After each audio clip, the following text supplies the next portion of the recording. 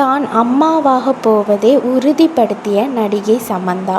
ஹைதராபாத்தில் சினிமா நிகழ்ச்சியில் பேசிய சமந்தா மீண்டும் சிறிய இடைவேளைக்கு பிறகு திரையில் தோன்றுவேன் எனவும் தற்போது மகப்பேறு விடுப்பு எடுக்க வேண்டும் எனவும் கூறியுள்ளார்.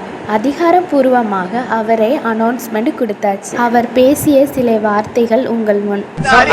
Sorry guys, one more small gap, okay, and then I'll be back.